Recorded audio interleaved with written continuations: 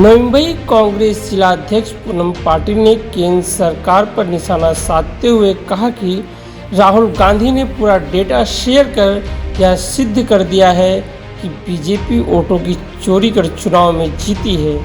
यह लोकतंत्र के लिए काफ़ी खतरनाक है कि जनता के मतों को साजिश के तहत चोरी किया जा रहा है। उन्होंने कहा कि वोटों की हेराफेरी बंद की जाए और देश के लोकतंत्र की रक्षा की जाए।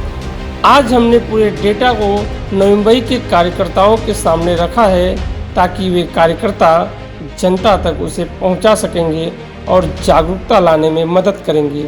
संविधान की रक्षा करने के लिए हम सभी को जागरूक होना बहुत आवश्यक है, तभी हम इस क्रूर शासन के खिलाफ लड़ पाएंगे।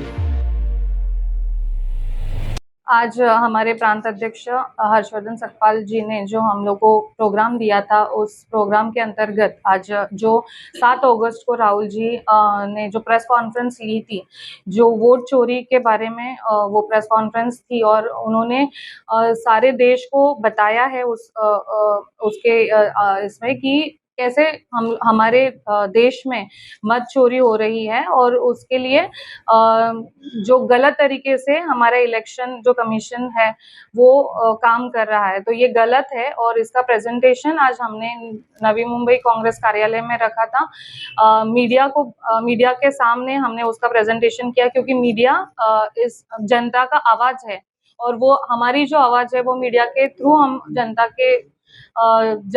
के सामने रख सकते हैं। और राहुल जी ने जो प्रेजेंटेशन दिया, जो लोकसभा में जिस गलत जो इलेक्शंस हुए हैं, जैसे फॉर एग्जांपल उन्होंने कर्नाटक का दिया कि किस तरह वोटर्स जो लिस्ट है उससे उसका मिसयूज हो रहा है। एक ही वोटर बार बार वोट कर रहा है। जो फोटोज जो आइडेंटिटी प्रूफ फोटोज रहते हैं उसका मिसयूज हो रहा है। फॉर्म 6 का मिसयूज हो रहा है। जैसे फॉर्म 6 ये 18 to 25 ईयर्स के नागरिकों के लिए होता है, तो उसका यूज 60, 70, 80 प्लस जो वोटर्स है वो कर रहे हैं, तो ये गलत तरीका है। तो इस पे जो इलेक्शन कमीशन का जो नियंत्रण होना चाहिए वो दिख नहीं रहा है।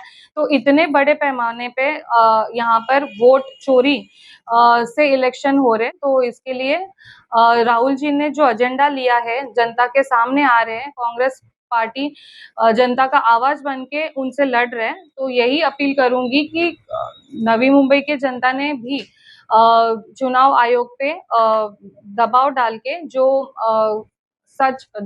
रियल डिजिटल मतदार यादी है उसकी मांग करे। इसमें कांग्रेस हमेशा समर्थन में रहेगा।